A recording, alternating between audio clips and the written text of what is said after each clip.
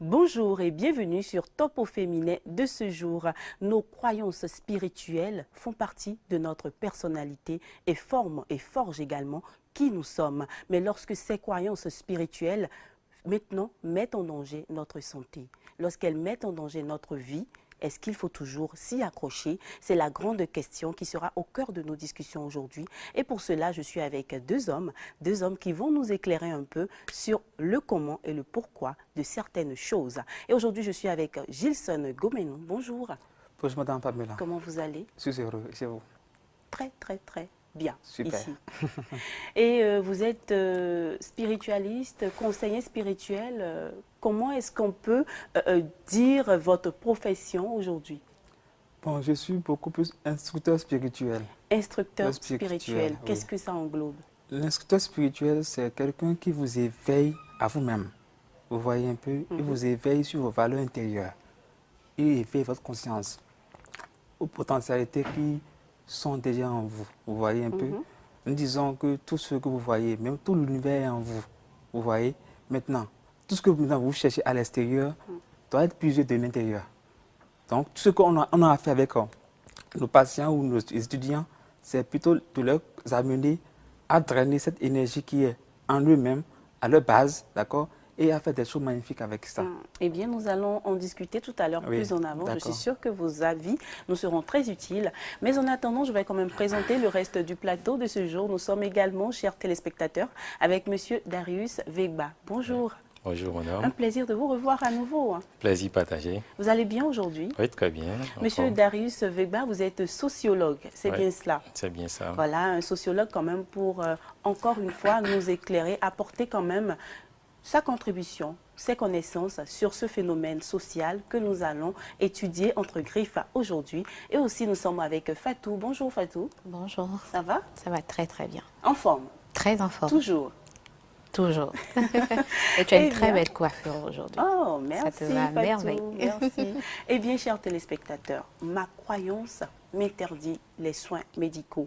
Tout de suite, lorsque l'on entend cela, on se dit, ben, qu'est-ce qui est plus important que la santé? Qu'est-ce qui est plus important que notre vie? Et pour certains, c'est leur croyance. Eh bien, vous, qu'est-ce que ça vous inspire tout de suite, Monsieur Vegba? Est-ce que vous pensez que dans notre société, certaines croyances sont au-dessus de notre vie même? Bon, ben, il faut commencer par dire que les croyances déterminent l'existence. Les croyances déterminent l'existence. Et les hiérarchies d'importance des choses de la vie sont relatives. Pour certaines personnes, c'est la croyance qui est au-dessus de tout. Pour certaines personnes, c'est la santé qui est au-dessus de tout. Pour d'autres personnes, c'est la famille qui est au-dessus de tout. Ça. Donc, il y a plusieurs types de considérations que les individus se construisent dans les sociétés et qui déterminent leur comportement. Eh bien, quand même, lorsqu'on parle de santé, lorsqu'on parle de soins médicaux, c'est vrai qu'il y a plusieurs options lorsqu'on veut se guérir. Aujourd'hui, il y en a quand même beaucoup, les options, à part la médecine moderne, il y en a beaucoup. Eh bien, vous, en tant que instructeur spirituel, qu'est-ce que vous pouvez nous dire à propos de ces options-là pour guérir d'une maladie? D'abord, lorsqu'on parle de la maladie, d'accord, il faut comprendre par maladie, maladie. Vous voyez? Donc, nous, instructeurs spirituels, métaphysiciens, nous voyons dans la maladie comme étant des messages, vous voyez, qu'apporte un mal. Vous voyez un peu? Lorsque quelqu'un, par exemple, a des problèmes liés aux yeux, d'accord, pour nous, c'est beaucoup plus un message qui est lié au niveau de la vérité. Parce que pour nous, nous disons ceci, que les yeux sont liés à la vérité, les yeux sont liés à l'âme. Vous voyez? Donc, déjà, quand on prend déjà le mot médicament, il y a aussi le mot dit qui est dans le mot médicament. Vous voyez un peu? Nous appelons médicament, d'accord, comme étant un mécanisme pour pouvoir, comment dire, s'opposer, d'accord, à ce qui a été dit. D'accord? Le cas dans le mot médicament pour nous, c'est quelque chose, un réceptacle. D'accord? Et le c'est le mental. Du coup, le médicament, c'est quelque chose qui est utilisé pour agir sur le mental du malade, en fait. Pour pouvoir, comment dire, déjouer le message que le malade lui est en train de lui dire. Alors, dans ce cas, selon vous, c'est que tout ce qui arrive à notre corps est relatif ou bien est relié à notre mental. Voilà, c'est relié beaucoup plus à nos émotions. Vous voyez, à nos émotions. Nous disons beaucoup plus à notre âme. Vous voyez, quelqu'un qui est malade, c'est d'abord l'âme qui est malade. Parce que nous disons, l'énergie doit quitter l'intérieur pour l'extérieur. Donc, tant que l'âme est en bonne santé, l'individu physiquement est bien portant. Alors vous, en tant qu'instructeur spirituel, est-ce que donc vous n'avez rien contre les médicaments? Nous n'avons absolument, en tant qu'initié, on ne peut pas être... Les médicaments modernes, hein, de la médecine en moderne. fait, nous ne pouvons pas être contre. Vous voyez, parce que lorsqu'on est contre quelque chose, la chose va vous faire du mal après. Vous voyez, nous déconseillons quand même les médicaments parce que nous amenons nos patients beaucoup plus à écouter ce que le mal est en train de leur dire, à les assimiler et les libérer. Ce que les médicaments ne font pas. Les médicaments viennent soustraire la maladie en même temps.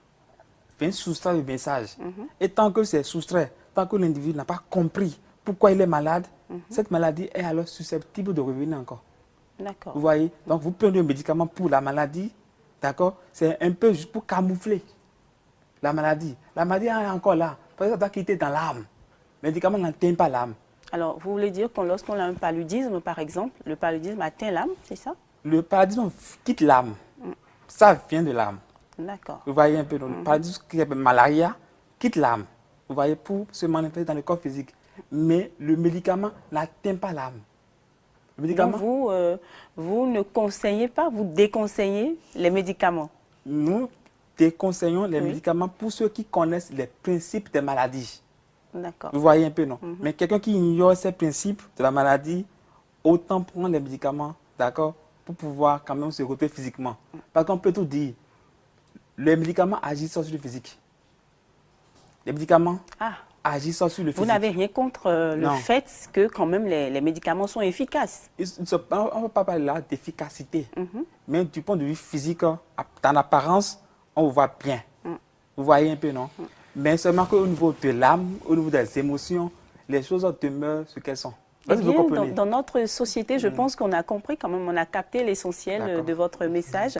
Dans notre société aujourd'hui, Fatou, on constate quand même qu'il y a des personnes qui perdent la vie, qui perdent peut-être, qui deviennent handicapées et tout, parce que justement, elles ont des croyances qui les amènent à ne pas aller vers le médecin, à ne pas aller vers ces personnes-là qui pratiquent la médecine moderne. Oui. Est-ce que tu en as connu? Bon, je n'en ai pas connu comme ça, mais j'ai eu une amie qui a connu un monsieur comme ça. Il est diabétique. Vous savez que les diabétiques, quand ils ont une plaie, quand ce n'est pas bien traité, ça devient de la gangrène. Ouais. Et quand ça devient de la gangrène, on ampute le pied. Mais voilà, sa croyance ne lui permettait pas d'aller à l'hôpital. Il disait, ben voilà, je vais prier pour que ma plaie se guérisse. Mais malheureusement, il a prié, sa plaie continue de s'infecter davantage et de se propager. Et de se propager. Et ses parents ont dû le forcer et même l'endormir pour l'emmener à l'hôpital pour qu'on puisse lui faire des soins. Donc, pour qu'on puisse lui faire des soins. Et là, on n'en pouvait plus et on a dû lui amputer les pieds. Vous voyez à quel point il était cramponné sur sa croyance. Il ne voulait pas, malgré que l'état de son pied ne s'améliorait pas. Ça continuait de prendre de l'ampleur. Mais malgré ça, il a refusé d'aller à l'hôpital. Alors, il a refusé d'aller à l'hôpital, mais est-ce qu'il prenait autre chose à part les prières? Lui, il était cramponné. Est-ce qu'il avait une autre option selon ce qu'on m'a dit, à part les prières? Selon ce qu'on m'a dit, lui, c'était juste de la méditation. Il ne faisait que prier pour que la plaie se guérisse. Est-ce qu'il le fait bien? Il le fait mal? Je n'en sais rien parce que ça continuait à s'infecter davantage et on a dû lui amputer le pied. Donc, sa méditation, sa prière, entre griffes, n'a pas marché comme il le croyait.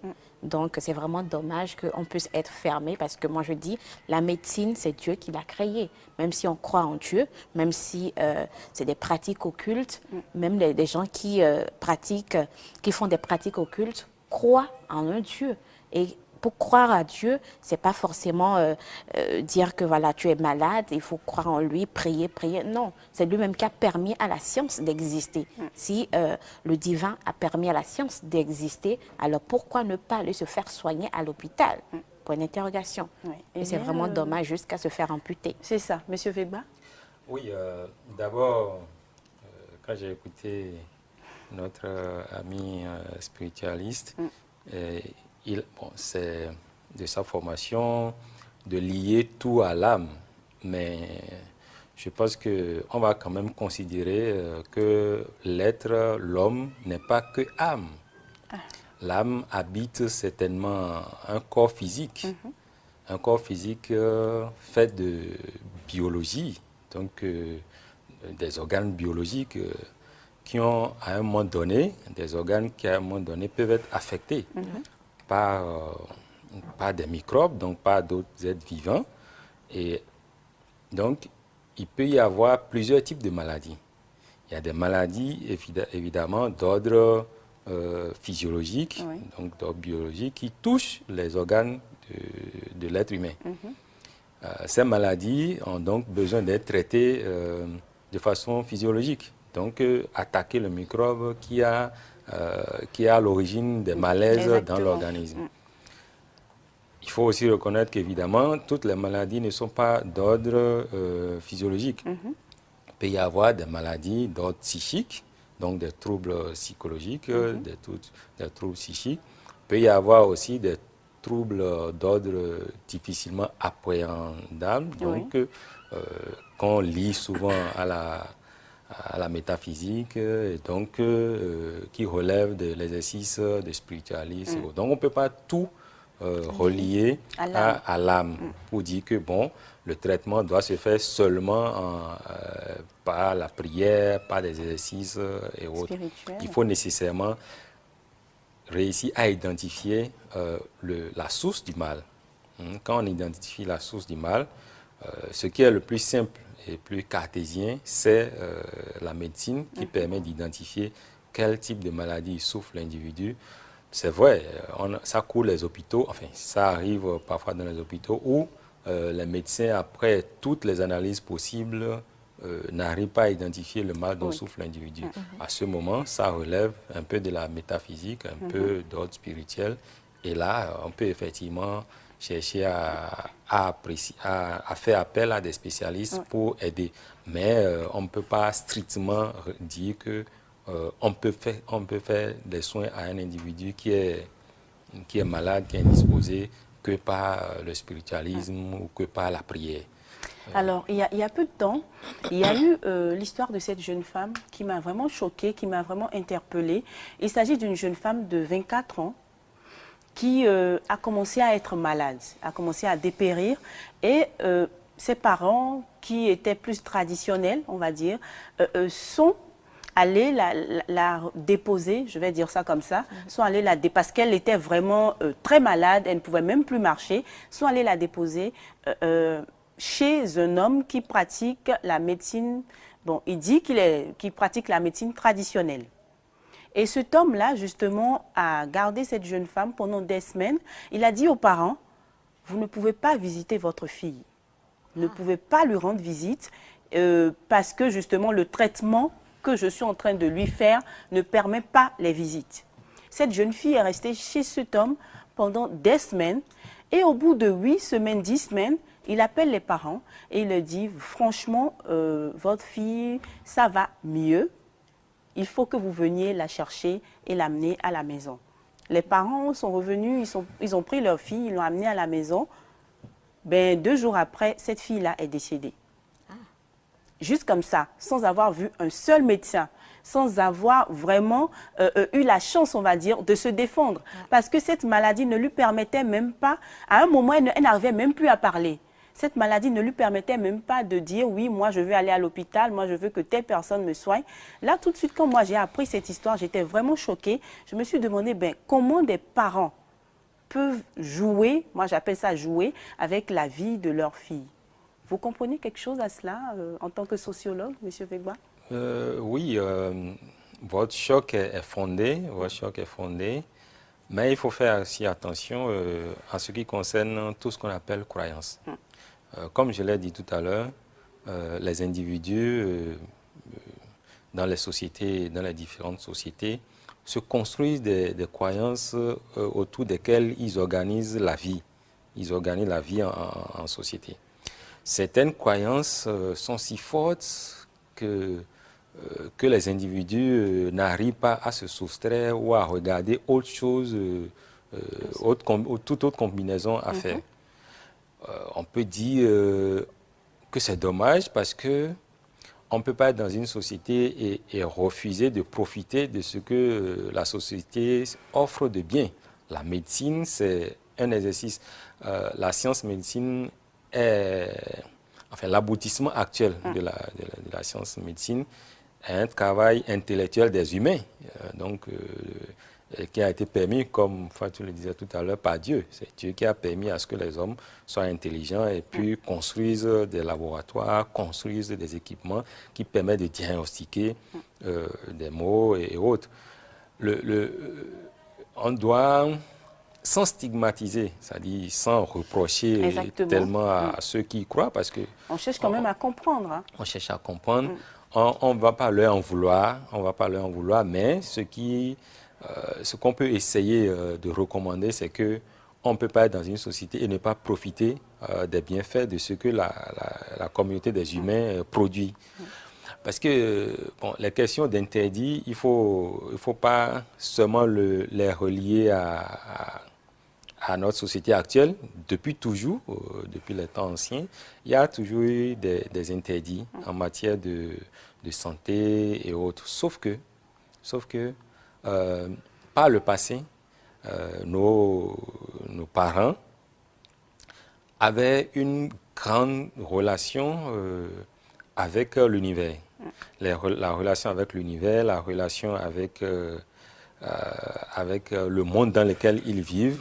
J'entends pas la société, j'entends pas la foresterie, j'entends pas les animaux. Donc il y avait une symbiose qui existait entre humains, végétaux et animaux par le passé. Et on réussit plus facilement à puiser tout ce qu'il nous fallait pour vivre aussi bien dans le règne animal, dans le règne végétal que dans le règne humain, pour pouvoir vivre un peu plus à l'aise.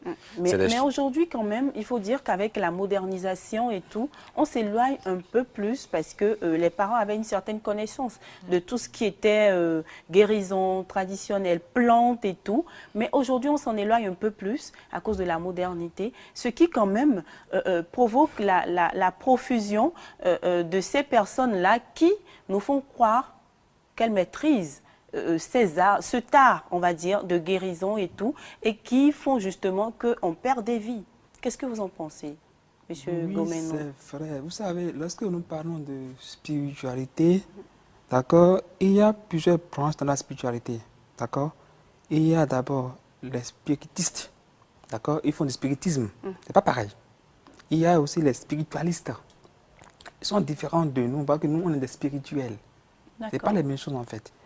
Lorsque, par exemple, nous parlons déjà des maladies, nous ne refusons pas le fait que, de façon physiologique, il y ait eu des symptômes. Vous voyez? Ce qu'on dit, c'est quoi? Ces symptômes que vous voyez dans la physiologie de la personne viennent de ses émotions. Vous voyez un peu? On n'a pas refusé cela. Seulement on dit que l'être humain étant constitué et d'esprit, et d'âme, et de corps, et tout ça à la fois. Mais il est beaucoup plus sur l'esprit. D'accord? Il n'est même pas l'âme. L'âme, il l'utilise comme un véhicule encore. Il utilise aussi le corps aussi comme étant un véhicule, mais pour se faire voir dans le monde physique. Vous voyez un peu? Et beaucoup de soi-disant initiés aujourd'hui en profitent. Il suffit seulement que quelqu'un fasse quelques initiations ou qu'on lui dise quelques connaissances de la vie. Vous voyez? Il crée quelque chose rapidement et il ne commence pas à dire oui, moi je peux guérir telle maladie, je peux guérir telle maladie. L'essence même de la guérison... Alors, dans l'histoire, ce qui me fait encore plus tilt, c'est qu'ils arrivent à endoctriner. Moi, c'est le mot tout de suite qui me vient à l'esprit. C'est qu'on convainc les gens que voilà, c'est la seule option possible. Que sans cela, toutes les autres options sont vaines. Vous savez comment ils arrivent à convaincre les gens? C'est simple. si je convainc quelqu'un, si vous voulez convaincre quelqu'un, faites peur à la personne. Faites peur à la personne. Le règne par la peur. Voilà. Dites-lui par exemple, si tu ne fais pas ça, dans 3 jours, il va mourir. Vous voyez un peu, beaucoup de spiritualistes utilisent ce schéma pour pouvoir vraiment faire endormir la conscience de leurs patients. Ils font d'abord de la peur, parce que quand vous avez peur, tout peut vous arriver. Vous acceptez tout. Parce que celui qui a peur veut être sauvé. Vous voyez un peu. Mais il faut le dire. La croyance, c'est quoi la croyance? La croyance, ce n'est pas la foi. La croyance est loin de la foi. La croyance, c'est une seule chose. La croyance, c'est ce que vous savez, ce que vous avez entendu. D'accord? Et vous vous êtes un peu accroché. Nous, dans la métaphysique, nous appelons la croyance de la foi morte. Vous voyez? C'est une foi qui n'a pas eu d'expérience. Parce que lorsque vous avez la croyance, il faut alors expérimenter votre croyance. Vous devez affranchir la croyance. Et c'est parce qu'on a franchi la croyance qu'on a foi. Je peux avoir dès le départ la croyance. Et après avoir franchi la croyance, je n'ai plus foi en cela. Donc, c'est par exemple. Et on revient, pas pour quitter le sujet, hein. C'est un enfant qui était dans un rang. Et dans le rang, d'accord, il y avait des tonneaux, d'accord, remplis d'eau. De tous côtés, d'accord. Ici, ils ont mis, à gauche, ils ont mis, attention eau chaude. D'accord. Et à droite, ils ont mis, attention eau froide. Et c'est sûr, quand vous voyez de l'eau chaude, vous êtes devant quel alignement? L'alignement de l'eau chaude, n'est-ce pas? Du tonneau là. Oui. Mais l'enfant, en réalité, était bel et bien dans l'alignement de l'eau chaude, mais la chose lui a dit d'aller toucher le tonneau voir. Lorsqu'il touche le tonneau là où il est étiqueté eau chaude, il va voir que le tonneau est froid. Vous voyez un peu? Mais tout le monde était devant le tonneau rempli de l'eau chaude, mais il y avait de l'eau froide dedans. Vous voyez un peu? Alors il est alors touché l'autre tonneau, il a vu que c'était l'eau chaude en fait. C'est juste l'étiquette. Oui, comme quoi quand même, même si on nous dit que tel remède est un remède miracle, il faut quand même que nous ayons l'esprit assez ouvert, assez en alerte pour analyser. C'est bien cela? Voilà, justement. Alors, il faut expérimenter pour savoir. Alors, qu'est-ce que vous en pensez? Non, d'abord, il y a beaucoup d'erreurs qui se commettent sur ce que c'est que la foi, sur ce que c'est que la croyance et autres. Il y a des vendeurs d'illusions en matière de croyance et en matière de foi. Même soi-même, on n'est jamais assez rassuré. On n'est jamais assez rassuré que la foi est si forte pour déplacer les montagnes, comme on le dit. Surtout lorsqu'on est face à une épreuve. Hein. Surtout qu'on est face à une épreuve. Elle est très éprouvée, la foi. Très éprouvée. Les personnes, les individus qui, une fois malades, se laissent entraîner par les guérisseurs, par les pasteurs, par différents types d'acteurs qui leur font des promesses. C'est des gens qui sont souvent désabusés, des gens qui sont... Mais il y en a par contre qui ne sont pas seulement désabusés par la maladie, parce que le conditionnement commence bien plus loin. On voit tant d'églises qui énoncent des principes et obligent les fidèles à accepter. Et donc, c'est sur ce chemin que quand la maladie survient, ils ont l'impression qu'il n'y a plus rien ailleurs. Ils sont déjà dans un conditionnement. Ils sont déjà dans un conditionnement. Au fait, c'est dommage que les hommes se laissent faire ainsi. C'est bien dommage parce que, comme je l'ai dit tantôt, on ne peut pas refuser. La science est là pour accompagner l'aisance de la vie. Comme par le passé, les parents utilisaient les plantes pour nous rendre la vie facile. Oui. Donc, on ne peut pas à un moment donné de la vie dire, bon, à partir de maintenant, on rompt le pont, aussi bien avec les plantes, aussi bien avec la médecine, et on s'accroche qu'à la prière. La prière, oui, je suis chrétien, et je reconnais la force de la prière, mais la prière à elle seule ne suffit pas, parce que, comme c'est écrit dans la Bible, la foi sans les œuvres est une foi vaine. Donc il faut accompagner, il faut accompagner des œuvres. Il ne faut pas, oui, je prie et je crois, encore que, avant d'avoir l'effet de la prière, des prières, il y a un certain nombre de conditions que soi-même, il faut se respecter. Si on a mené une vie avec un certain degré en griffe de péché, ce n'est pas du jour au lendemain que, bon, on va s'asseoir et dire, bon, je prie pour que le palu disparaisse. Ça n'a pas de sens. Donc, c'est des choix qu'il faut réussir à faire avant d'arriver à la question, avant de dire, bon, à partir de maintenant, je ne fais que rien, je ne fais que la prière. Encore que, quelles que soient les religions les plus anciennes, le catholicisme, l'islam et le christianisme en général, reconnaissent l'utilité de la science. Et d'ailleurs, on a des religieux, médecins, qui ont eu des formations en médecine. Oui, il y a des professeurs religieux et qui, avant d'aller dans un bloc opératoire, ils font la prière, ils prient, et puis après, ils vont au bloc, ils opèrent. Donc, il n'y a pas d'incompatibilité a priori en matière de religion et de science. A priori. A priori, oui. Après, parce que dans la pratique, c'est tout autre chose. Surtout lorsque, comme l'a dit M. Gomenou, on vous a distillé peu à peu cette peur. Cette peur de mourir, cette peur d'avoir mal, cette peur, même certains vous diront même, de ne pas pouvoir aller au paradis si vous mourrez. Oui, parce qu'il y a des femmes qui sont décédées sur la table d'accouchement après avoir eu une hémorragie, après avoir eu un accouchement difficile, et elles ont besoin de transfusion sanguine. Et on leur dit non, Dieu a interdit cela. Et ces femmes-là meurent, laissent leurs enfants, laissent leur famille, et partent comme ça, juste parce qu'on leur a dit que si tu prends le sang de quelqu'un d'autre, ce n'est pas bon pour toi, ce n'est pas bon pour ton âme. Dieu n'a pas voulu ça. Fatou. C'est vraiment triste et c'est vraiment dommage qu'on puisse mettre dans la tête d'un être humain ces genres de croyances. Parce que, vous savez, Dieu, on dit Dieu est amour. Et tant que Dieu est amour, il te permet de vivre. Dieu même ne veut même pas qu'une mère laisse son enfant parce que, vous savez, la responsabilité d'une mère envers son enfant, l'allaiter, le dorloter et tout, un père, c'est vrai, il est présent, mais il ne peut jamais remplacer une mère.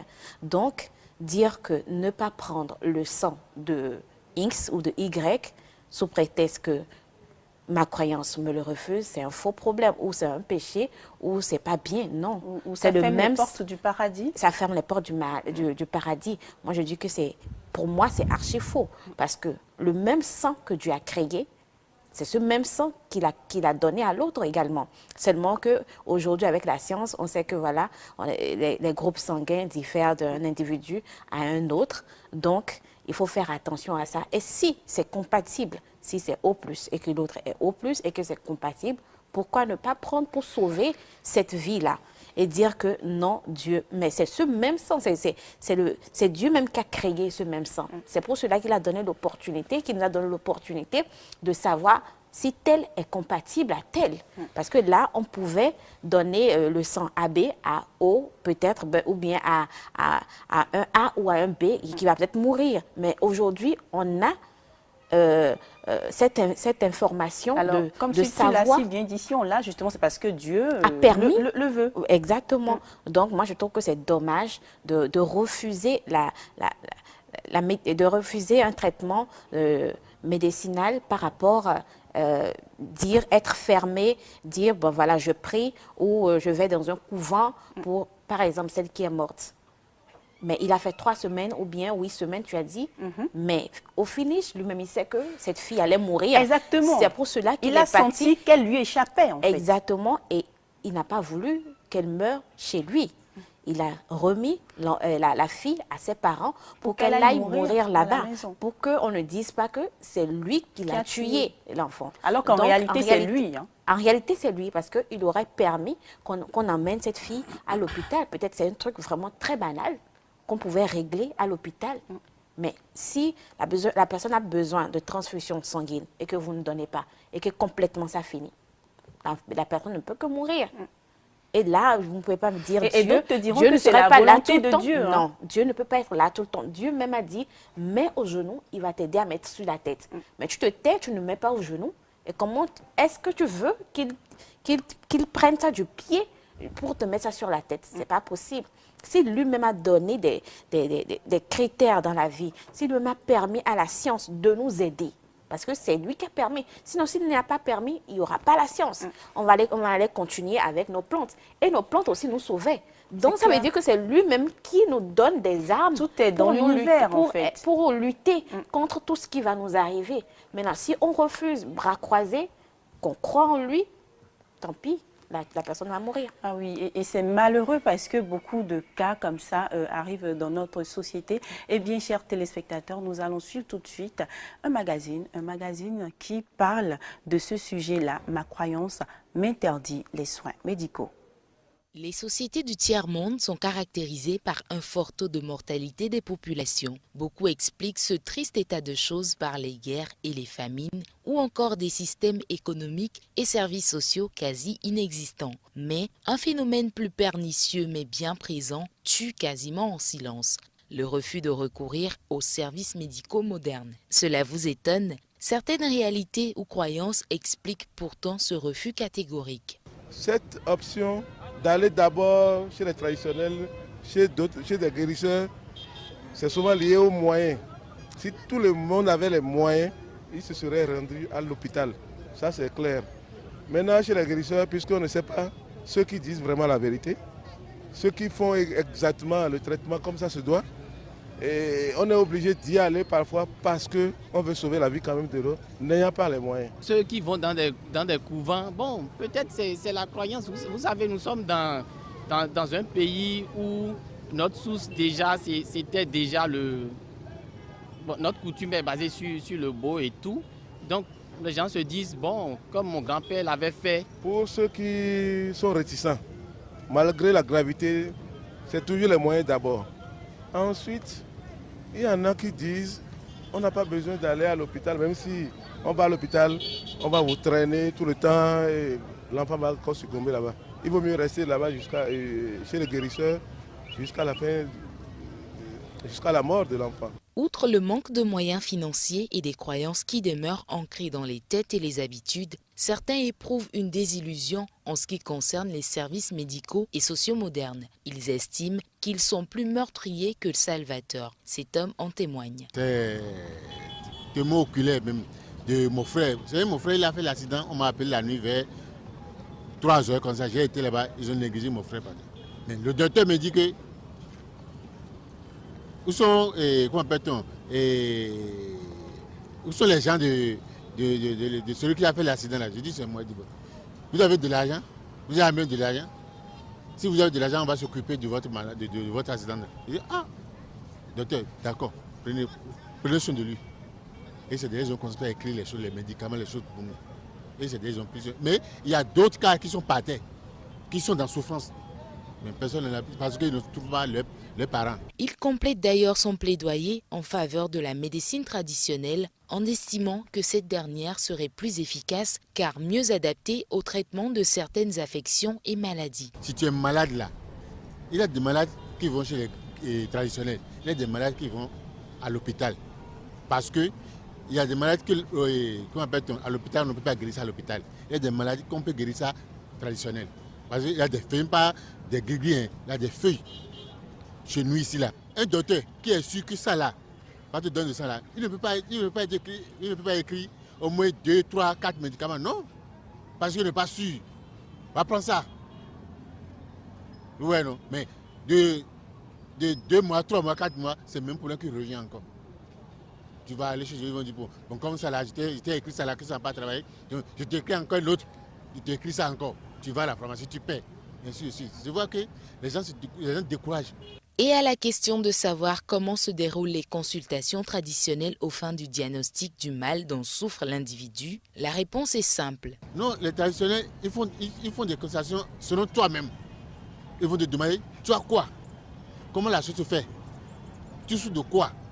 Commencement de maladie que tu l'as amené ce là. Ils vont dire, le commencement là, comment ça a été commencé pour toi? Et c'est à toi-même de leur expliquer. Et c'est de là ils vont voir que on va te donner ça là, on va te donner ça là, on va te donner ça là. Parce que c'est leur expérience. Bon, et après avoir fini de voir que la chose s'est guérie là, eux-mêmes vont te donner l'autorisation d'aller faire l'analyse pour voir ce que tu m'as amené là et te donner cette tisane-là. On va voir si c'est guéri.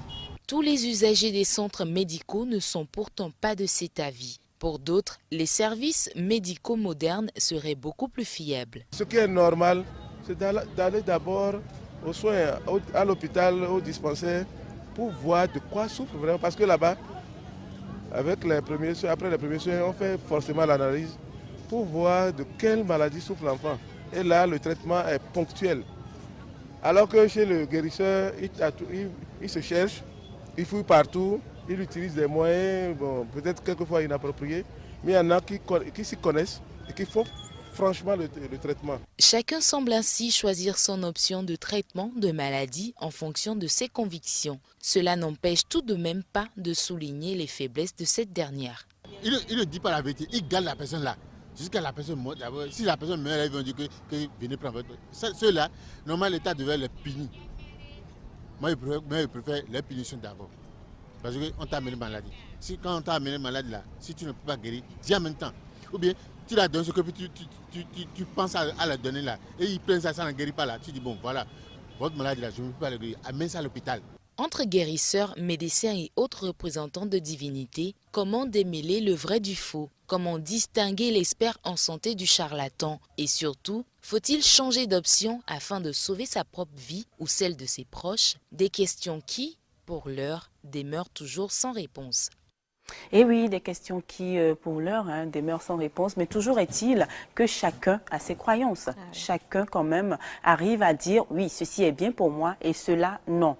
Par contre, il y a un homme qui est intervenu et qui a dit que c'est un problème de moyens financiers, que c'est un problème de pauvreté, qu'il est ancré dans nos têtes, que quand vous irez à l'hôpital, on vous fera dépenser énormément, alors que lorsque vous allez chez le guérisseur ou dans d'autres options, ou lorsque vous priez par exemple, ça ne vous coûte rien. Alors, qu'est-ce que vous en pensez, M. Goumenon? En fait, on ne peut pas rester derrière les moyens, d'accord, pour ne pas aller à l'hôpital. Nous le disons, et c'est sincère.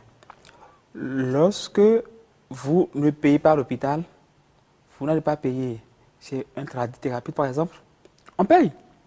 Et encore, c'est des montants colossaux qu'on paye là-bas. Mais là-bas, il y a un conditionnement psychologique. On vous soutire l'argent petit à petit, un peu comme si on vous pince et on souffle dessus. On vous pince, on souffle dessus. Vous ne vous rendez pas compte en réalité que vous êtes en train de dépenser. Ça dépend alors. C'est peut-être quand vous êtes trop lié à la personne, d'accord, que c'est comme ça, où la personne a faim. Il y a d'autres personnes, lorsqu'ils ouvrent leur centre, parce qu'ils ont faim. Vous voyez un peu, non? Du coup, celui qui a faim n'a pas forcément besoin du montant qu'il faut. Lui, il veut quand même le peu qu'il peut, d'accord, pour pouvoir vaquer à ses occupations. Vous voyez un peu, non? S'il est bien organisé, d'accord, il doit avoir un mode de paiement, vous voyez un peu, non, qui doit en réalité vous prendre. Vous voyez un peu. Mais au début, ils ne le disent pas tout de suite, hein, que c'est payant. Bon, vous savez, personnellement, je n'ai pas affaire avec un tradithérapeute pour savoir leur fonctionnement, d'accord. Sinon, normalement, pour ce qui est du sérieux, à la base, on est censé savoir quel est le montant. Vous voyez un peu, non? Et c'est sur cette base, maintenant, d'accord, après le diagnostic, qu'on peut véritablement commencer une thérapie. Une thérapie. Je veux dire quelque chose rapidement, d'accord? Je ne sais pas si la suite le permet. D'accord? Si la suite le permet, là, il peut m'arrêter. On ne peut pas parler maintenant de maladie sans parler de guérison. Vous voyez un peu, non? Et la meilleure guérison au monde, d'accord, c'est une seule chose. Cette guérison, d'accord, s'appelle le rire. Le rire. Alors, on va y revenir tout à l'heure. On va revenir tout à l'heure sur le rire, qui doit avoir un pouvoir quand même très fort sur la santé, n'est-ce pas? Eh bien, nous allons continuer sur le manque de moyens en tant que sociologue. Est-ce que vous pensez que cela explique également ce phénomène? Bon, oui, la pauvreté, oui, dans une certaine mesure, parce que la pauvreté aussi, nous savons, ça contribue à conditionner l'état d'âme et les positions que les individus prennent, que ce soit par rapport à la santé, que ce soit par rapport à d'autres événements de la vie. La pauvreté, quand vous êtes pauvre, vous êtes quasiment soumis à tout, parfois, parce qu'il y a certains qui sont pauvres, mais qui sont dignes. Donc, voilà. Oui, la pauvreté dans une certaine mesure, mais il n'y a pas que la pauvreté. il n'y a pas que la pauvreté qui fait que les gens s'obstinent à ne pas aller à la médecine, oui, à l'hôpital. Il y a fondamentalement les croyances. Certaines religions font des restrictions et que les fidèles de génération en génération se contentent, s'obligent à respecter. Bon, donc il y a ça aussi. Ce n'est pas que la pauvreté, c'est surtout la croyance qui détermine cet état des choses. Et puis les interdits au niveau des religions aussi, il faut le dire, ces interdits ont d'autres fonctions sociales. C'est-à-dire que ce n'est pas seulement pour les questions de santé en arrière-plan. L'objectif, c'est surtout la fidélisation. D'abord, c'est la distinction. Donc, il faut qu'on nous distingue, nous, religion X. Il faut qu'on nous distingue. Un groupe social. Il faut soit un groupe social. Donc, pour ça, voilà, on ne va pas faire ci, on ne va pas faire ça. Donc, ça permet de distinguer. Donc, les interdits sont aussi permettent de distinguer les groupes de religion. Après cela, il y a la fidélisation. Donc, puisque nous sommes tel groupe, voilà, ceci, nous ne devons pas faire. Si vous voulez le succès, si vous voulez la guérison, si vous voulez le bonheur, voici les restrictions que notre regroupement impose. Donc, ce sont des éléments en arrière-plan que ceux qui créent les religions, ceux qui fondent les religions, mettent en place pour conditionner les individus vers ce qu'ils doivent faire après quand ils sont face à la maladie et autres. Donc, il y a ces gens, il y a ces fonctions aussi. Oui, oui. Parlons de la pauvreté, du manque de moyens et tout, mais certains disent quand même que malgré la pauvreté, même si ils vont à l'hôpital, il n'y a pas forcément cette prise en charge dont ils ont besoin. On ne vous prend pas en charge tout de suite si vous n'avez pas les moyens. Fatou. Oui. Est-ce que cela explique le fait que voilà, beaucoup de gens préfèrent aller vers d'autres options, simplement? Moi, je dis que ça n'explique pas, parce que la pauvreté ne peut pas expliquer le fait que la personne refuse catégoriquement les soins médicaux.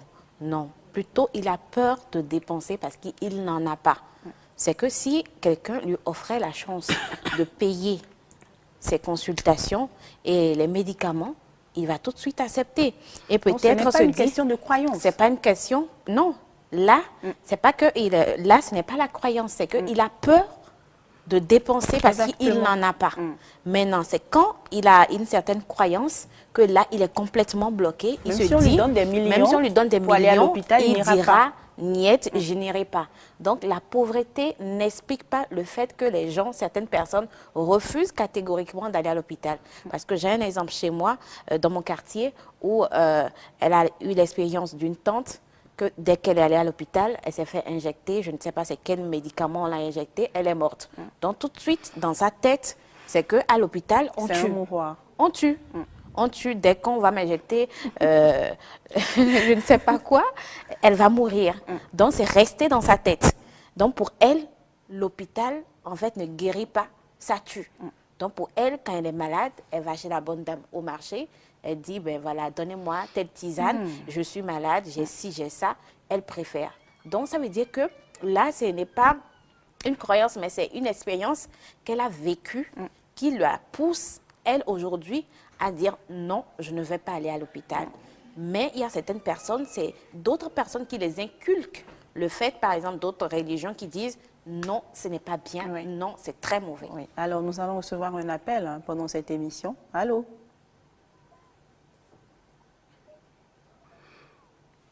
Allô? Allô? Bonsoir, Monsieur 3P. Comment vous portez? Ça va très bien aujourd'hui. Fatou? Bonsoir. Ça va? Ça va bien. Et Ginandé aussi se porte très bien. La matin a commencé. Ah, déjà? Oui. Waouh. Bon, le sujet que vous avez amené, oui. Je vais vous dire quelque chose. Je connais au moins 2 religions que même si vous n'avez pas l'argent, vous allez là-bas, là, les gens vont s'occuper de vous. Avant de parler, quoi. Je connais que et l'Église catholique, ils ont eu beaucoup de choses que vous êtes musulman, n'importe quelle religion, vous allez là-bas, là, les gens vont vous prendre en compte.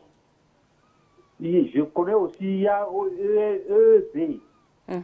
Quand les gens vont là-bas aussi, là, les gens les prennent en compte. Vous êtes musulman, chrétien, n'importe quelle religion, là, les gens vous prennent en compte.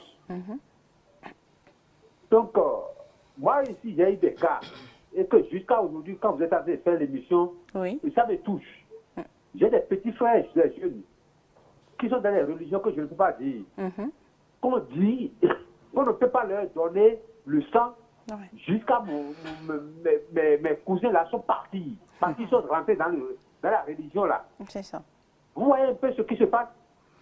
On a les moyens même de les sauver, mais ils disent que le pasteur a dit qu'on ne doit pas prendre le sang, qu'on ne doit pas donner le sang, qu'il ne peut même pas prendre les médicaments. Dans quel monde ça? Mais vous adorez Jésus-Christ.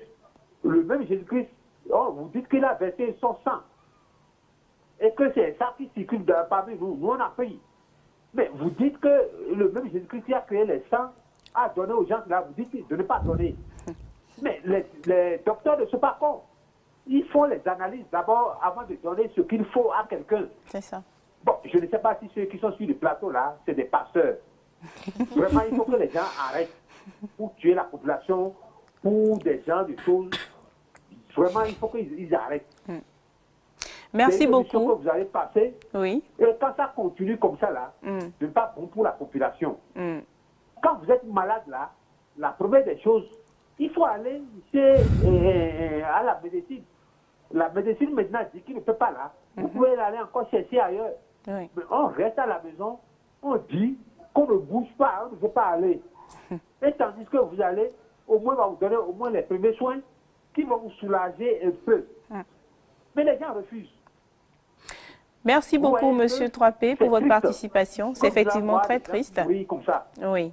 Ce n'est pas bon. Oui. Ok, Sinandé se porte bien. Tout le monde vous dit coucou. Un gros coucou à tout le monde là-bas. Et on viendra bientôt. Hein. Et voilà, on promet tout le temps à Monsieur 3P qu'on va venir. J'espère qu'on va finalement réaliser cette émission, une émission là-bas à Sinondé, pourquoi pas. Eh bien, Monsieur Gomenou, on va revenir quand même à ce sujet-là qui nous intéresse, qui nous tient à cœur aujourd'hui. Il s'agit de ces croyances qui interdisent les soins médicaux. Et parlons justement des hôpitaux, parce qu'ils ont parlé également des défaillances. Ils ont parlé de manque de moyens, mais ils ont parlé également des défaillances du système médical.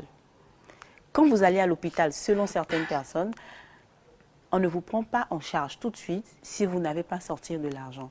Et ou en vous, comme tu l'as dit tout à l'heure, on ne vous administre pas correctement des soins qui vont vous sauver, mais plutôt des soins qui vont vous tuer.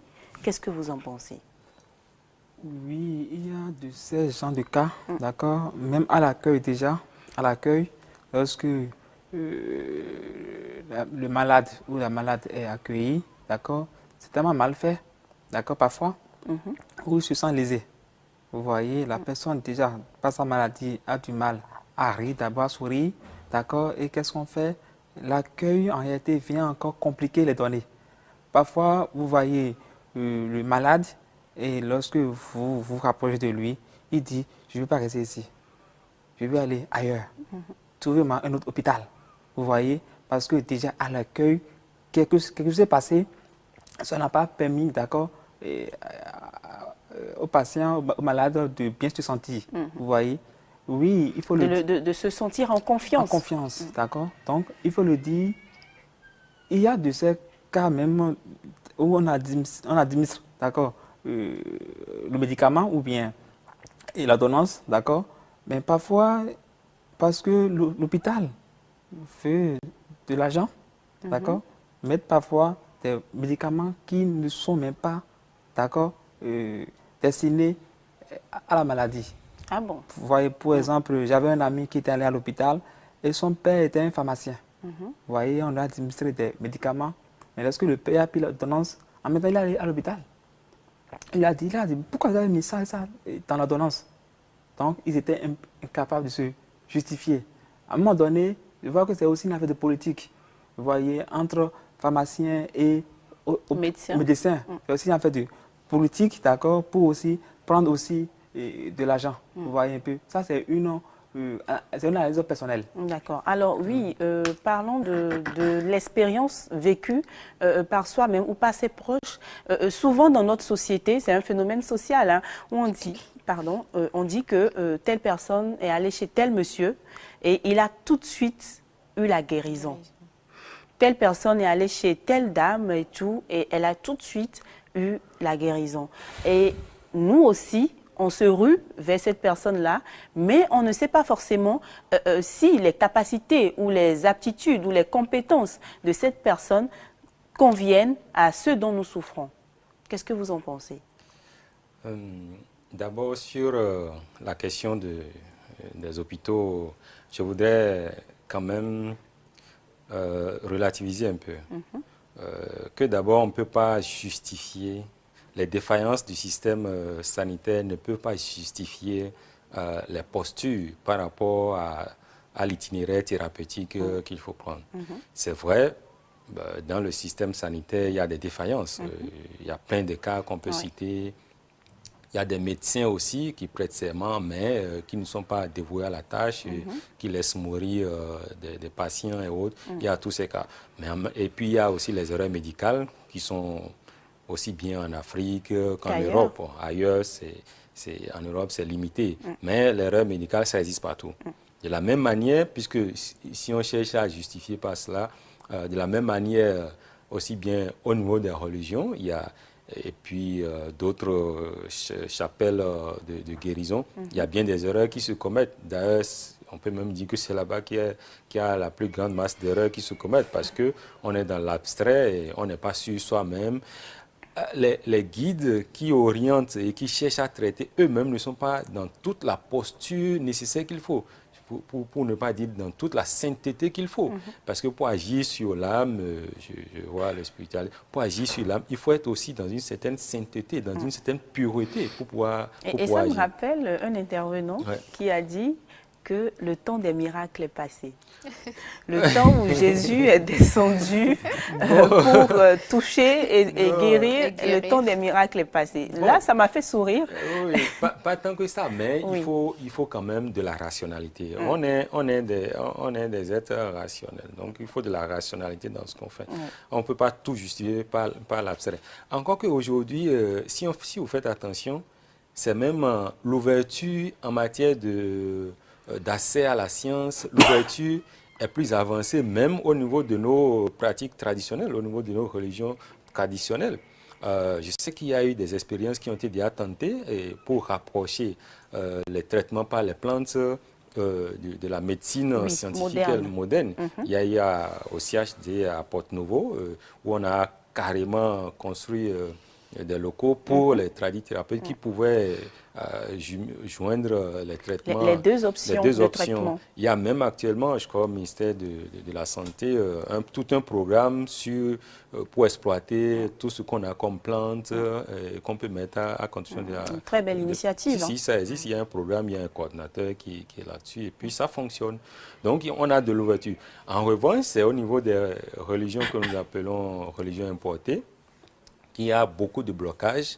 Et comme j'ai dit tout à l'heure, c'est des blocages, bon, je m'excuse, je ne veux pas stigmatiser les religions importées, chacun à sa foi, mais je dis que les interdits, là, ça sert à fidéliser, ça sert à construire son terroir, à maintenir le pouvoir, sur un groupe de personnes. Un groupe de personnes. Et puis après, on sait que pour une religion, on sait tout ce qu'il y a derrière, matériel et ressources et tout. Pour ce qui concerne la question du sang, pour passer là-dessus rapidement, en fait, j'ai lu un peu dans la Bible avec des passages.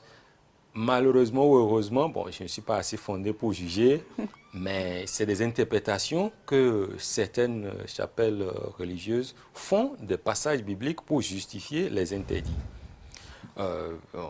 On considère que le sang représente la vie. Et que donc on ne peut pas transposer une vie à une autre vie. Exactement. Bon, ça suffit, par exemple, pour justifier le fait qu'on ne peut pas faire de la transfusion sanguine. Bon, mais ceci dit, il y a d'autres interprétations qui permettent de dire que oui, D'ailleurs, quand on lit bien les passages, c'est tu ne mangeras pas la chair de sang. Hein, on a dit ça dans la Bible. Et bon, ça a été utilisé pour dire, bon, ok, du moment où on ne peut pas manger la chair de sang humain, donc on ne peut pas aussi accepter le sang humain chez soi. Bon, c'est discutable à la fin, puisque après, la vie est sacrée et pour rien au monde, on peut laisser une vie se détériorer, une vie s'éteindre. Donc, quand on se met dans cette posture de dire que la vie est sacrée et pour rien au monde, on peut laisser une vie s'éteindre, donc on doit tout faire pour sauver des vies. Pour sauver des vies. Et ne pas rester bras croisés et dire que oui, si cette personne meurt, c'est parce que Dieu l'a voulu, alors qu'en réalité, on avait d'autres options pour sauver cette personne-là. Eh bien, nous allons suivre cette fois-ci un petit micro-trottoir sur la question et revenir juste après. Chacun fait son choix. Moi, si moi je tombe malade, principalement si je tombe malade, je vais directement chez les traditionnels. Je prends les feuilles d'abord. Si je vois que ça ne va pas là, je vais bon, ça là maintenant, je peux aller expliquer ça au docteur. Si le docteur dit, prends ça là, prends ça, docteur, moi j'ai déjà été sur les traditionnels, j'ai déjà pris tes feuilles. Maintenant je vois que bon, je vais prendre des médicaments pour voir si vous pouvez me guérir ça. Quand l'un de mes proches est malade, je vais à la pharmacie prendre des médicaments. Lorsque le mal persiste, je l'amène à l'hôpital pour que le médecin l'examine et lui prescrive des médicaments. Après, je vais acheter les médicaments prescrits à la pharmacie. C'est relatif, hein? Parce que, premièrement, il y a la question de moyens. Quand on va à l'hôpital tout de suite, il faut payer les premiers soins, il faut payer les ordonnances. Et si vous n'avez pas les moyens, il faut aller quelque part où il faut sauver tout de suite la personne. Vous voyez un enfant de 3 ans que vous avez et qui fait une crise jusqu'à 40 degrés de température. Vous fouillez votre poche et vous ne trouvez rien. Il faut quand même aller quelque part où il faut lui baisser la température. Selon moi, si certaines personnes ne vont pas à l'hôpital, c'est parce qu'elles n'en ont pas les moyens ou qu'elles pensent que les soins hospitaliers sont trop élevés. Elles choisissent donc l'option des traitements locaux pour se soigner. Ceux qui vont dans des couvents, bon, peut-être c'est la croyance. Vous savez, nous sommes dans un pays où notre source déjà, c'était déjà notre coutume est basée sur le beau et tout. Donc, les gens se disent, bon, comme mon grand-père l'avait fait. Le malade, quand il attend qu'on ne peut prendre pas tel chemin pour se soigner, qui ne veut pas la guérison? Voilà. Et bon, il se dit peut-être que, comme le résultat tarde à venir de ce côté, il vaut mieux essayer par l'autre chemin pour voir à quoi ça va aboutir. La Bible n'a jamais dit qu'aller à l'hôpital ou prendre des médicaments est une mauvaise chose. Dans Genèse chapitre 1, versets 27 à 29, Dieu a dit qu'il nous a donné des moyens, c'est-à-dire des médicaments pour nous soigner. Il faut faire quand même la part des choses. Hein. Il y a des bokonos qui sont en même temps bokonos et guérisseurs traditionnels. Si c'est un guérisseur traditionnel, là, je pense que peut-être, entre griffes, il peut quelque chose. Mais là aussi, il faut que vous allez d'abord à l'hôpital diagnostiquer le mal avant qu'il n'agisse. Moi, par exemple, quand je suis malade, j'ai envie d'aller à l'hôpital. Mais selon leur négligence, comment on néglige les malades à l'hôpital, ça ne me plaît pas d'aller. Et oui, c'était donc des avis où chacun a parlé en fait de son expérience personnelle, de ce que cette personne a fait lorsqu'elle est malade, tout simplement. Eh bien, nous allons recevoir encore un autre avis et d'un téléspectateur très fidèle à Top au féminin. Allô? Allô? Allô? Allô? Allô? Je vous recevais très difficilement là. Ah. Vous allez bien, monsieur Nounayon? Oui, bien sûr. Aujourd'hui, là, c'est pas facile. Hein. Je tentais la nuit depuis là. Ah. Bon, donc, je passe rapidement à votre invitation. D'abord, je vous salue mes deux belles-mères, Pamela et Mandou. Bonsoir à vous. Et puis, je salue les invités. Bonsoir. Voilà.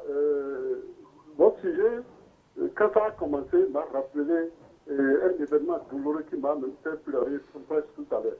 Oh. Parce que c'était en 1991, l'année de l'année de ma mère. Oui. Donc une nièce à moi qui était malade. Et puis, on devait l'amener à l'hôpital et son mari, il était dans une église, là, il dit non, on ne doit pas aller à l'église, on ne doit pas aller à l'hôpital. On est resté à la maison tout le temps. Le jour où on a été alerté, on est parti, on l'a amené au CLHU, le lendemain, elle a rendu là. Oh là là. Donc, ça là, quand vous avez commencé en même temps, c'est à ça que j'ai pensé. Oui. Alors, ce que je dis, la maladie, par exemple, il y a 3 sortes de maladies chez nous. Il y a la maladie simple, oui. Il y a la maladie provoquée, et puis il y a la sorcellerie. Il y a les 3 là. Enfin, on n'a pas de ça, donc de beaucoup expliquer. Exactement. Donc, celui qui est malade simplement, et qui est simplement malade, dès qu'il va à l'hôpital, automatiquement, on le soigne, il va se retrouver. Bon, quand par exemple, moi, vous savez, je suis traditionnaliste, moi, oui. Quand quelqu'un arrive chez moi et qui me dit qu'il est malade, je lui demande de quoi tu souffres. Qu'est-ce que tu fais? Alors, il me parle, et parfois quand on commence à me dire, la nuit, je fais du cauchemar, je fais tout ça. Vous savez que même le traitement des copines peut créer aussi des cauchemars. Donc, ça peut ne pas forcément être une maladie provoquée ou la sorcellerie. Oui. Alors, c'est quand la personne insiste, je dis, bon, d'accord, c'est pas grave, si c'est ça, nous allons passer donc à la consultation. Je passe donc à ma consultation et là, ça me permet, nous allons donc analyser cette folie que je fais. Donc, je trouve alors le mal. Mais dès que je finis de traiter la personne, je l'envoie toujours à l'hôpital. Parce que les soins que nous avons fait ici, ce n'est que des soins qui enlèvent le mauvais esprit que la personne a dans le sang. Ça veut dire que quand l'engouement, soit on lui envoie quelque chose dans le sang, le dérange, et puis vous lui donnez quelque chose qui va commencer par utiliser spécifiquement.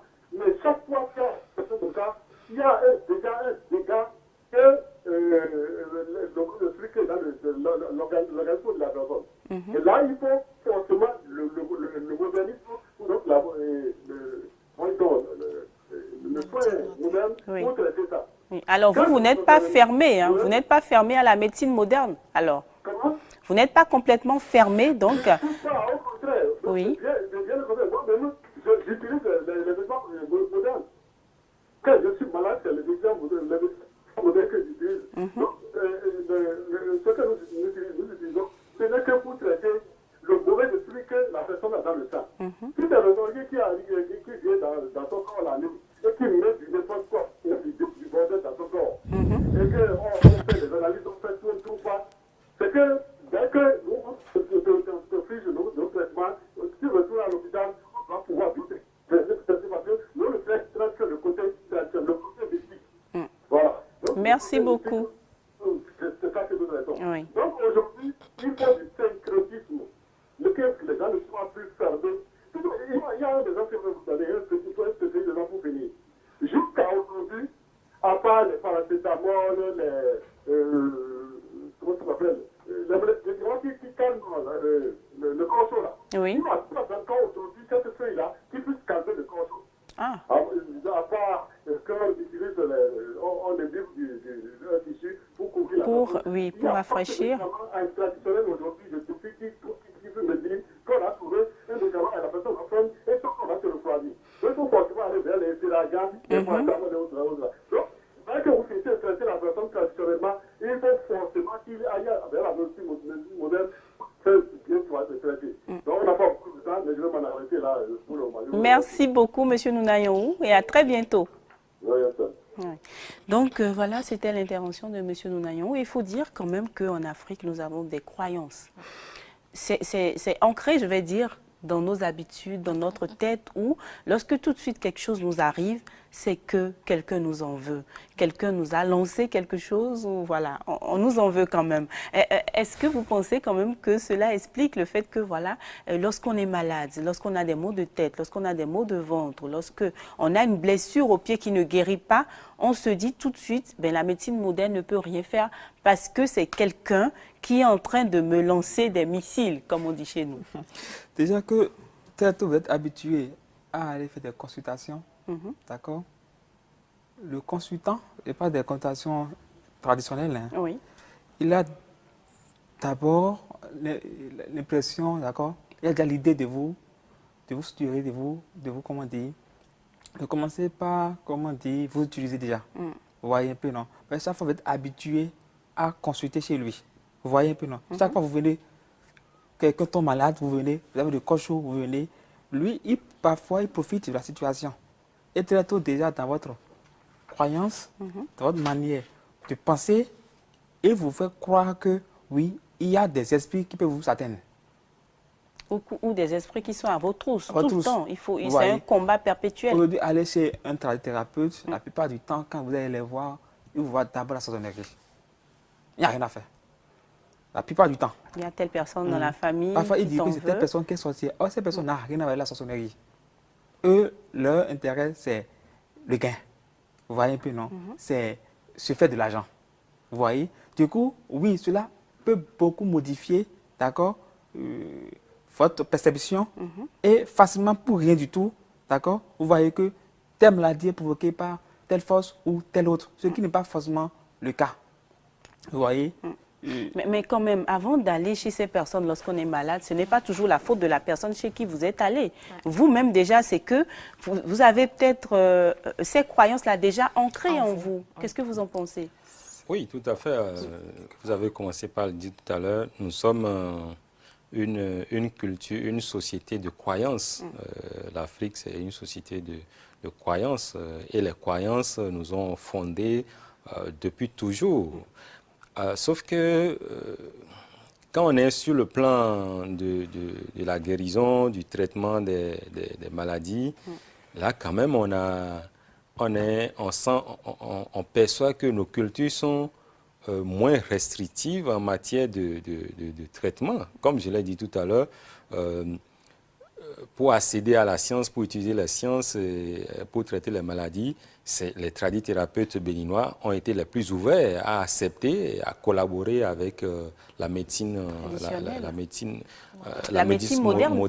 La médecine moderne. C'est d'ailleurs ça qui a facilité même la création d'un programme en la matière. Et aujourd'hui... Alors, avant que vous ne continuiez, je vais vous interrompre, mais c'est pour recevoir un appel. Vous allez continuer tout à l'heure. Allô? Allô, bonsoir le plateau. Bonsoir, monsieur. Vous allez bien, monsieur Nouroudine? On va dire. Alors, on vous écoute. Concernant la thématique du jour, oui. On dit ma croyance.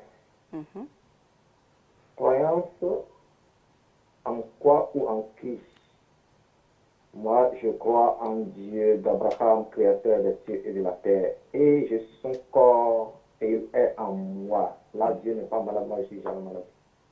Bon, il y a des gens qui croient, soi-disant croire, mais sont sous, c'est-à-dire les lois, l'ordre de leur, c'est-à-dire c'est pas des pasteurs ou bien, c'est pas c'est-à-dire les dirigeants de là où ils sont allés. Et ceux-là leur font peur. Le fait de dire à ton prochain, tu ne donnes pas dîme, et il proclame des malédictions sur ces gens-là, la personne, il est déjà malade. Car même le médecin, même le traduit Bokono ou traduit guérisseur, traduit, je ne sais pas, ceux-là, ils sont tous malades, ils veulent être guéris. Et toi qui t'en vas là-bas, là, toi tu veux croire. Si tu crois, donc on parle de croyance. Les gens croient, c'est-à-dire il y a la croyance et il y a aussi la croyance. Il y a Dieu, il y a Dieu. Il y a beaucoup de Dieu maintenant. On saute partout, on tombe, on tourne, on revient, mais on ne sait pas ce qui se passe. C'est Dieu qui nous garde. Croyons en Dieu, vrai Dieu. Si Dieu est là, moi je suis devant, je ne suis jamais malade. Même mes enfants, jusqu'à ma femme. Parce parce que j'ai passé par des étapes. Médecine, quoi, là, payer huile, payer eau. J'ai mon enfant sous oxygène, ma femme aussi pique crise, elle tombe. Dans d'autres cliniques, je courais à la clinique, je courais au CHD. Et malgré tout ce qui me fait passer, c'est passé. J'ai 2 frères handicapés. Un est actuellement professeur-chercheur à l'université à Calavé. Je ne veux pas nommer son nom, c'est pas une grosse télévision. Il est là maintenant aussi. Il s'appelle Thierry de Petit Nom. J'ai les 2 frères là qui sont handicapés, ils ont des béquilles aujourd'hui. Faute, je ne sais pas si c'est la méconnaissance de ce que les docteurs, c'est-à-dire les médecins ont donné en son passé, ils sont allés à l'hôpital et c'est à l'hôpital que cela est arrivé. Bon, je ne suis pas contre les médecins, mais moi, en croyant en Dieu, créateur des cieux de la terre, Dieu d'Abraham, et non le Dieu, moi, mon corps appartient à Dieu, il est en moi, corps, âme et esprit. Et je n'ai jamais malade. Il faut croire comme ça et non croire. Et chaque fois, on va courir. Et puis, il y a des critiques, des mensonges. Vous croyez, il y a le pasteur ment, le père ment, le fidèle ment, tout le monde ment. Qui va avoir des maladies? Il va avoir des maladies. Mais s'il y a c'est-à-dire la clarté, l'intelligence claire dans la croyance, vous êtes vivant et vivant pour toujours. Il n'y a pas de maladie. Si en celui qui croit en vrai Dieu, moi je suis de cela. Merci si beaucoup. ça arrivait que vous tombiez malade. Il est parti. Oh là là. Il est parti. Non, mais il a dit, hein, il y a 2 semaines, il a dit au cours d'une émission, je pense une émission sur la famille et tout, la santé de la famille, il avait dit que lui ne va jamais à l'hôpital lorsqu'il est malade, parce que d'ailleurs, il ne tombe jamais malade. Donc, chacun ses croyances, comme on le dit. Oui. Je pense qu'on ne va pas s'attarder quand même sur l'intervention de M. Nouroudine, mais je vous avais interrompu quand même. Oui, enfin, j'étais en train de développer que de plus en plus, on a une grande ouverture des tradithérapeutes, donc des acteurs de la tradition. Exactement. Et il faut dire quand même qu'il y a plein de plantes africaines, de plantes simplement dans la nature qui guérissent des maladies. Tout à fait. Pas?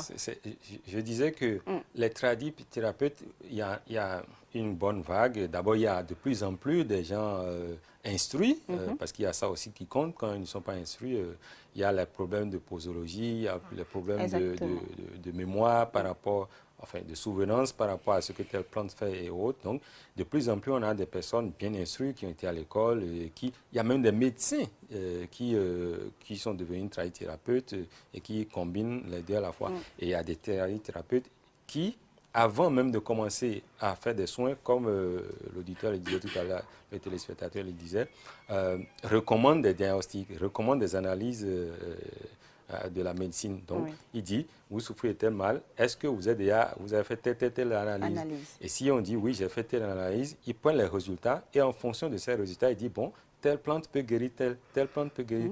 Et puis ça, là, ça existe. C'est quand même plus fiable. Tout à fait, tout à fait. C'est pourquoi je dis que l'expérience qui est en cours au niveau du ministère de la Santé est une expérience à louer, parce qu'eux, ils font auprès des thérapeutes pour voir telle plante, qu'est-ce que ça peut faire et qu'est-ce que la science peut apporter pour la conservation et aussi définir les posologies qu'il faut.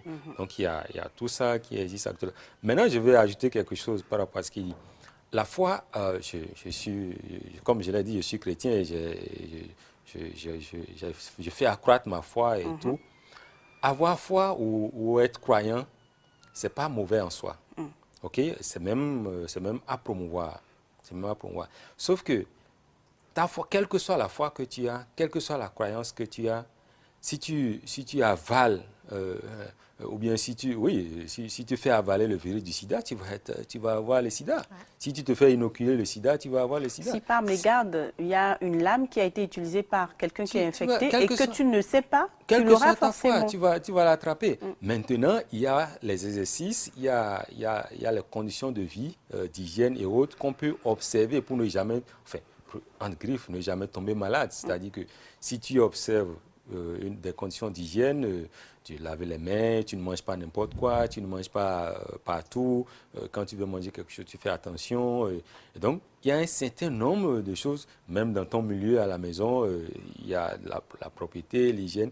Quand il y a tout ça et que tu as la foi, évidemment, pour que tu tombes malade, ça va être difficile. Oui. Mais si tu as la foi et que tu vas n'importe quoi, tu manges n'importe quoi, Dieu ne peut pas te sauver dans tout ça, voyons. Oui. Alors, Fatou, tu es d'accord quand même avec notre sociologue? Oui, je suis complètement d'accord parce que c'est bien d'avoir la foi. Et notre intervenant disait tout à l'heure que voilà, parce qu'il prie pour ne jamais tomber malade. C'est une bonne chose parce qu'il faut être positif dans la tête. Il faut se dire, je ne vais pas tomber malade. Le fait de le dire tout le temps, ça va vous aider à ne pas tomber malade. Mais si vous tombez malade, prenez quand même soin d'aller à l'hôpital. Parce que c'est vrai de croire, de positiver, mais il y a des obstacles dans la vie. Donc, il faut tenir compte des obstacles. Ce n'est pas pour rien. Il y a le plus et le moins dans la vie. Donc, le plus et le moins vient équilibrer la vie. Donc, il ne faut pas dire non, oui, je ne vais jamais tomber malade. C'est bien de le dire parce qu'en le disant tout le temps, vous ne tombez pas malade. Mais il peut arriver que vous tombez malade. Mais si vous tombez malade, la solution, c'est d'abord d'aller à l'hôpital. Maintenant, si après les diagnostics, on ne révèle rien à l'hôpital, là, vous pouvez aller dans la spiritualité. Et plus pour aller voir, c'est tout.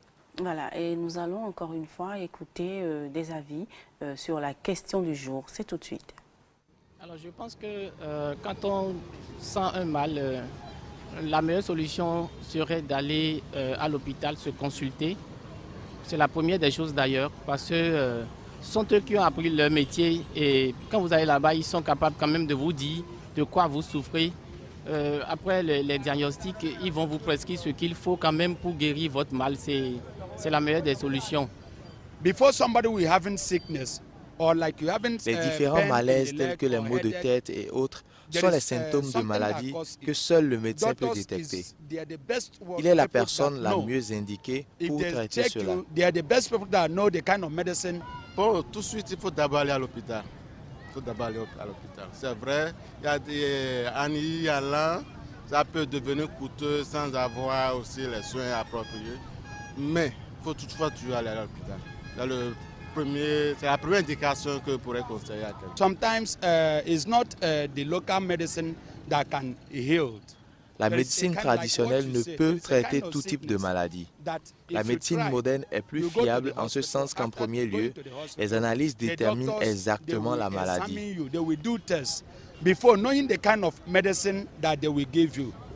Moi, mon conseil, c'est de dire aux gens, dès que la personne est malade, s'il y a des guérisseurs que vous connaissez qui sont vraiment efficaces, vous pouvez aller les voir. Mais s'il y en a qui ne le sont pas et qui mieux aller au dispensaire, à l'hôpital pour se faire traiter. Allez à l'hospital d'abord et prenez les médicaments prescrits par le médecin. Ensuite, demandez à l'homme de Dieu ou au traditionnaliste de prier pour vous. Et oui, c'était donc des conseils sur l'attitude à adopter lorsque la santé nous fait défaut. Et tout à l'heure, chacun de nous va peut-être apporter son grain de sel à la chose. Mais avant, j'aimerais savoir, cher sociologue, Monsieur Wegba, qu'est-ce que vous pensez de ces croyances? Est-ce que c'est seulement en Afrique que cela est implanté et inculqué dans les mentalités ou dans d'autres sociétés également? Nous avons ces croyances-là. Je ne sais pas de quel type de quoi. Toutes les sociétés vivent de croyances. Sauf que les croyances diversent d'une société à une autre. Nous avons nos sociétés africaines ont une forte relation avec le cosmos, avec l'univers. Ça fait que l'utilisation des plantes, le recours à Dieu, sont très fréquents dans nos attitudes. Ailleurs, en Europe, c'est vrai, il y a des croyances aussi en l'univers, il y a des croyances à différentes choses, mais la médecine, la science a pris du pas sur un certain nombre de croyances chez eux. Mais dans les pays orientaux, par contre, on remarque quand même qu'il y a plus de croyances, comme un peu comme chez nous. Hein. Exactement. Dans les pays asiatiques, orientaux, évidemment, il y a beaucoup de croyances croyance en l'univers, croyance en la nature, croyance au Créateur. Et donc, ils organisent la vie en fonction de ces croyances-là. Sauf que on notera une grande rationalité dans cette croyance-là. Ce n'est pas de la croyance absurde. Okay? Les traitements qui se font dans certaines religions asiatiques sont associés à beaucoup de plantes. L'utilisation des plantes en milieu asiatique est très élevée. Et les thés et autres qu'ils fabriquent, qu'ils produisent, sont toujours orientés vers la guérison. Il y a quasiment, dans certains milieux asiatiques, où c'est l'eau, c'est les thés qui remplacent l'eau qu'on boit, c'est les thés qui remplacent les médicaments. Donc, eux n'utilisent quasiment pas de médicaments. Or, chez nous, ici, nous également, on utilisait les plantes.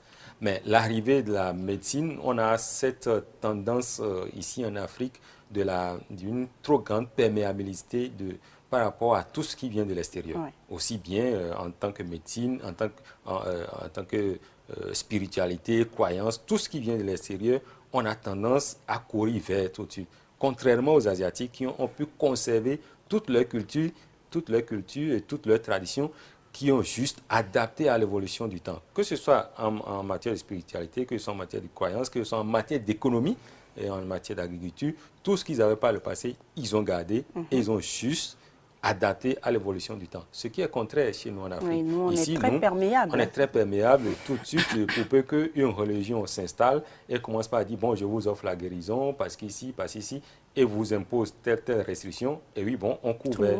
Tout le monde couvert. Et on abandonne nos cultures. Et ça se lit même dans plusieurs pans. Même nos modes vestimentaires, même le langage. Exactement. Même le langage, on a envie de parler comme les Européens. Tout ce qui vient de l'extérieur, on veut copier. Ce qui n'est pas... Tout ce qui est expression de la langue. De la langue et tout. Ah, ben, oh, ce sont ces choses qui nous faiblissent dans nos croyances également. Vous voyez? Donc, dire qu'on veut croire en quelque chose, dire qu'on a foi, pendant qu'on n'est pas soi-même, c'est déjà, il y a déjà une rupture dans l'effet qu'on va espérer par la fin. Si vous êtes vous-même, vous détenez en entièreté et vous êtes en communion avec l'univers, ce que vous demandez, vous pouvez l'avoir plus aisément. Mais du moment où il y a tellement de déconnexions, vous avez déjà utilisé tellement de paracétamol, vous avez déjà insulté tellement, et puis un jour vous dites, bon, je crois, je ne vais plus à l'hôpital parce que ma religion aujourd'hui me dit que je ne dois pas aller à l'hôpital. Ça ne peut pas marcher. Oui. Au fait, alors, ça. Nous allons passer au cri du cœur parce que malheureusement, nous sommes pratiquement à la fin de l'émission de ce jour. Oui, on ne voit pas le temps passer ici sur ce plateau. Nous allons commencer les cris du cœur. Et dans ces cris du cœur-là, oui, aujourd'hui, je vous donne des instructions pour les cris du cœur. Vous pourrez donner des conseils pour comment faire lorsqu'on est malade. Alors, Fatou, on commence par toi. Tu es habituée au cri du cœur. Ah oui, je suis habituée au cri du cœur, mais bien avant, je vais juste ajouter quelque chose. Oui. Ce n'est pas que les pays orientaux qui ont ce genre de croyances. Même en France, on a eu à faire une enquête par rapport à cela et 24% de médecins affirment qu'il y a des patients parce qu'ils ont une certaine croyance, refusent des traitements, refusent des traitements de la médecine.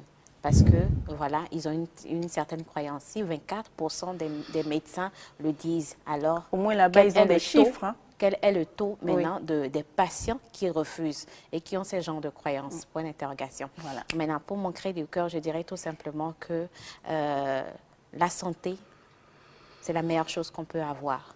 Et il faut préserver sa santé. Pour sa santé, il faut être prête à tout. Pour sa santé, d'abord, se faire diagnostiquer, d'abord par un médecin. Si ça ne va pas, aller dans la spiritualité et la bonne spiritualité dans de bonnes conditions. Il ne faudrait pas qu'on soit borné dans la tête, soit disant que X, Y a interdit cela, donc je reste assis. Et tu te vois en train de mourir. Tu te vois en train de mourir. Et là, je dirais même que c'est un péché envers Dieu parce qu'il t'a permis, il t'a donné la vie. Alors, tu as le devoir de conserver cette vie-là et qu'il n'y a que lui pour te la arracher. Qui peut l'ôter. Voilà. Alors, qu'est-ce que vous avez à dire pour clore l'émission? Ok, c'est allé très vite. Non, je dois commencer par dire que pour ce qui concerne les soins médicaux, d'abord, il y a plusieurs enseignements qui nous recommandent que déjà notre alimentation doit être notre remède. Hein, donc c'est pour dire que il faut vivre une vie au maximum qui limite, au maximum les défaillances au niveau de l'organisme. Donc, ça part déjà par l'alimentation. La plupart des maladies dont nous souffrons aujourd'hui sont des maladies d'origine alimentaire. Donc, il faut vraiment faire attention à ce qui entre dans notre bouche. Je pense qu'il y a un proverbe africain qui dit que la première chose qui nous tue, je pense que c'est béninois, c'est ce qui entre dans notre bouche. Donc, il faut qu'on fasse vraiment attention. Absolument. Alors, il ne nous reste que quelques secondes pratiquement. On va y aller plus rapidement. J'en aurais fini très rapidement en disant que oui, il faut faire très attention à ce qu'on mange, faire aussi beaucoup attention aux conditions d'hygiène dans lesquelles nous vivons. Et puis après, quand on sent de la défaillance, il faut consulter ce qu'il y a de plus rationnel qui soit. La prière, c'est bien, la prière est recommandée, il ne faut jamais cesser de prier, il faut prier tous les jours que Dieu fait, mais en même temps, quand vous êtes face à une défaillance au niveau de l'organisme, qui est d'ordre physiologique, il faut aller consulter la médecine et la médecine vous dira ce qu'il faut faire. Merci beaucoup, merci. Monsieur Gomenou, quelque chose à rajouter rapidement? Je dirais que toutes nos maladies, d'accord, viennent de nos humeurs, de nos émotions, d'accord? Et lorsque vous êtes en mesure déjà de maîtriser vos émotions, d'accord, vous pouvez normalement être pleinement en bonne santé. La guérison, c'est du rire. Nous disons que dans le mot guérison, il y a d'abord le mot gai, la gaieté, le rire et le son, d'accord? C'est un son qu'on émet lorsque, en fait, qui vient du riz, quoi, d'accord? Lorsqu'on passe par la gaieté. Donc, je peux recommander aux gens, quelqu'un peut parler de baisser la fièvre. Oui, il existe un technicien qui permet de baisser la fièvre. Et nos téléspectateurs peuvent l'essayer, ils auront des résultats. Nous disons que tout ce qui vient de vous est vous. Si vous avez votre enfant, c'est vous-même qui est à vie. On va le faire rapidement. D'accord, une température élevée. Prenez votre urine, d'accord, et laissez ça au congélateur. Vous allez voir que votre température va commencer. L'urine est au congélateur et puis vous êtes ailleurs, mais la température baisse, c'est cela. La vie évolue par, comment dire, analogie, pas de symbole. Ouais. Merci beaucoup quand même. On retient tout de même qu'il faut beaucoup rire pour être en bonne santé. C'est important. C'est important. Et on retient aussi des discussions d'aujourd'hui qu'il ne faut pas sacrifier sa santé, il ne faut pas sacrifier sa vie sur l'autel des croyances. Merci à tous pour votre fidélité à Top au Féminin. À vendredi prochain. Bye.